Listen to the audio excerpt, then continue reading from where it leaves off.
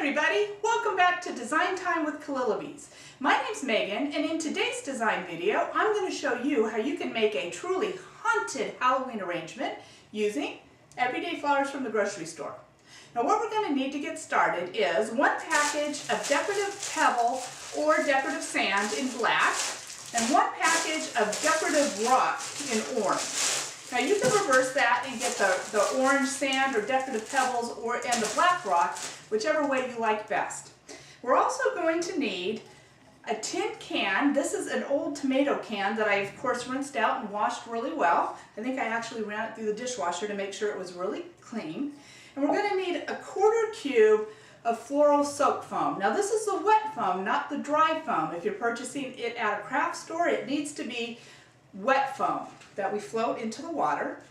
We're also going to need a decorative container to drop our tin can in. I'm using this really cute felt bat or kitty cat that I found at a local thrift store.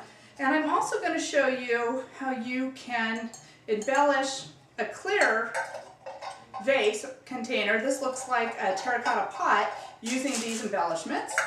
And we're also going to need some orange decorative wire. Now the flowers that we're using for this arrangement are really simple. I purchased 2 packages of the Asiatic lilies in orange, and I purchased 1 package of orange alstroemeria at the grocery store. And now I'm going to show you how you can take these simple flowers and turn them into a haunting Halloween arrangement. The first thing we're going to do is we're going to fill either a bucket like I have here or a Tupperware container, or you can fill up your kitchen sink or your bathroom sink. You want to fill it up with enough water that's going to cover this floral soak foam, and you want it to be baby bath water warm.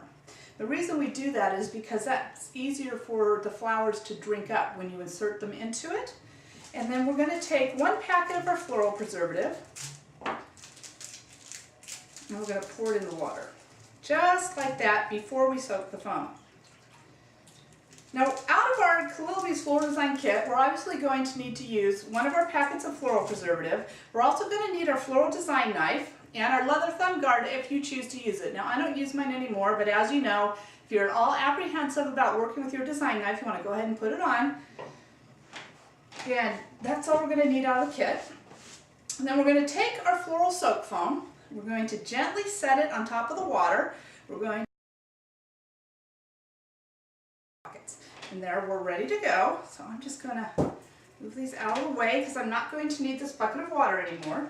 Next, I'm going to take my tomato can. I'm going to take my 1/3 of my floral soak foam brick, and then I'm just going to press it down gently. And because these tin cans, which I love using floral soak foam in, have these thin metal edges, it cuts the floral soak foam, so it's fine to press it down. If I were trying to put it in something that had a thicker edge, it wouldn't cut, and if I tried to push down, it would simply compress the foam and all the water would ooze out of it, and that wouldn't be okay. But because the tin cans, again, have these thin metal edges, it actually cuts through the soak foam without compressing the edges, so that's just fine.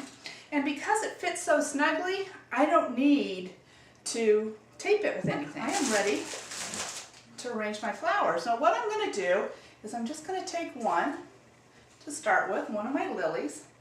Of course, I'm going to remove the pollen from the stamens because it'll stain your clothes. So you want to be careful when you remove it not to get it on any clothing. And then I'm simply going to start putting them together. See this one. Well, this one has a lily that started to fade, so I'm just going to snip that off. Put another one here. And I'm just alternating lily, alstroemeria, another lily. We'll use this one next. Over here. And then I think I'll put my last alstroemeria over here. Then I just have 3 more stems of lilies that I can use. Let's see, I think I'll do this. Remove that leaf. Now these flowers have been conditioned when I first brought them home, which we go over in our design videos from our kits, which is really important to condition your flowers when you first bring them home, because it's going to help them to last significantly longer than if you just brought them home and plopped them into water. You got to remove. So there we go. Next, what I want to do is I want to measure how tall I want my topiary to be. And a good rule of thumb is 3 times taller than your container. So what I'm going to do is I'm going to just measure it. So here we go. That would be 1. That would be 2. And that would be 3. And I'm just going to take my design knife, using our hitchhiking motion. I'm just going to cut through the stems. I'm going to turn them around. I'm going to give them one more cut so I don't have a big slant there. Now you want to cut this. Next, I've got it measured. I'm going to go ahead and take my decorative wire and I'm going to wrap it around. If I get about there, take my scissors and cut it. Very easy to cut, just like that. Then I'm actually going to give it one more cut. I cut those stems a little bit too early. I should have put the wire on first. Kind of lost track of what I was doing. So I'm going to give it a fresh cut. Once you cut your flowers, you really need to get them into your vase water, or in this case, our floral soap foam, as quickly as possible. Next, I'm just going to take them. I'm going to squeeze the stems together at the bottom. I'm going to insert them into my foam. I'm not going to go down all the way. I'm going to go down about 1/3 of how far I want to push them. I'm going to let go and take a look to see how straight it is and where I need to make any adjustments. And I actually have it pretty straight. Now, I don't want to push it all the way down to the bottom. If I poke through the foam, the flowers aren't going to be able to drink up water. So I want to make sure I don't go all the way through the bottom. And I have it. And there we go. Now we have this really cute topiary. And what we need to do is we need to embellish the bottom, or hide the bottom, because this doesn't look, too cute. Even though you could just tie a pretty orange ribbon around that, and that actually does make kind of a cute gift if you want to give it to somebody in the cans. I like them. I think they're really cute. But what I'm going to do here is I'm just going to take this, I'm going to drop this in this little container that I paid $1 for. And next, I'm just going to embellish the top here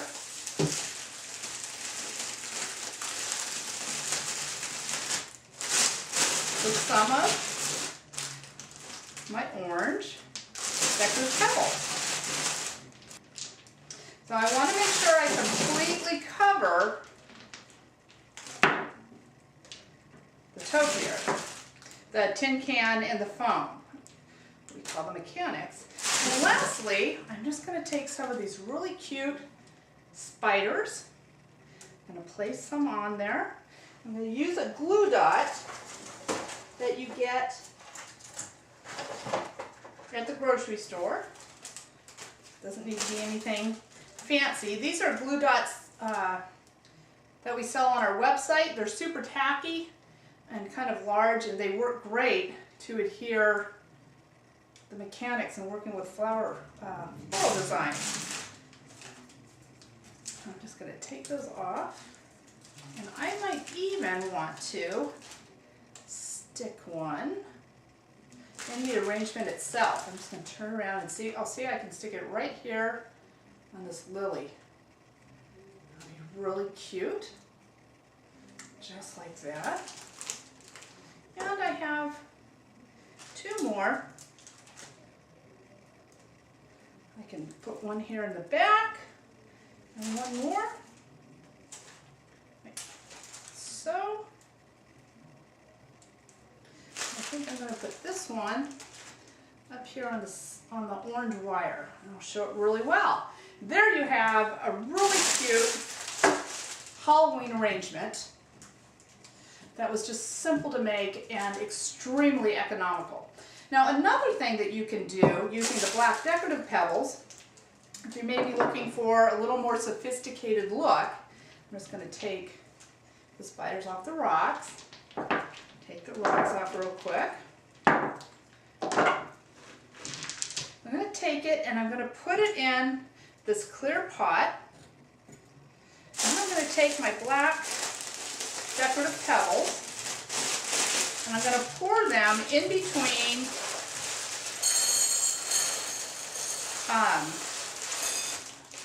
the container and the glass vase and the tin can, and it completely conceals it. That looks great. And then I'm just going to add some of the orange rocks.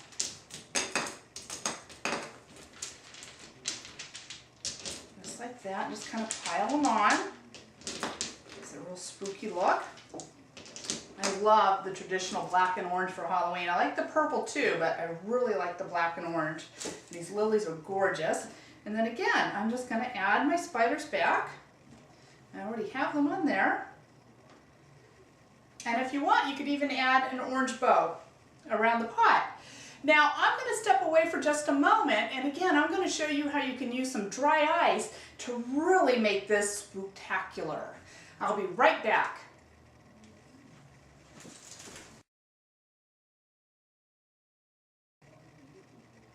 Alright, I am back and I've got my dry ice. And what I'm going to do is I'm just going to remove a couple of these rocks, like this. I'm going to take these small pieces of dry ice. Now you can't touch it with your fingers because it'll burn you.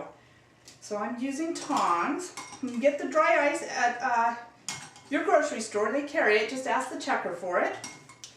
And I'm just going to spread it out. These smaller pieces, about, 3/4 of an inch to an inch. Then I'm going to cover them back up with the stones, not completely. I want some of it to show. And I'll put the spiders back, just like that. And then I'm going to take some hot water. You want to use hot water, not cold water. And I'm just going to pour it over the rocks. Just like that. And then you get the fog effect from the dry ice, which happens when the hot water hits the cold ice. You just want to fill it up. You don't want to overfill it. Then you have a truly spooktacular Halloween flower arrangement. Be sure to tune in to next month's Design Time with Kalilibes, where we're going to show you how to make some beautiful table arrangements for your Thanksgiving table, using, of course, everyday flowers from the grocery store. Until then, happy haunting, everybody!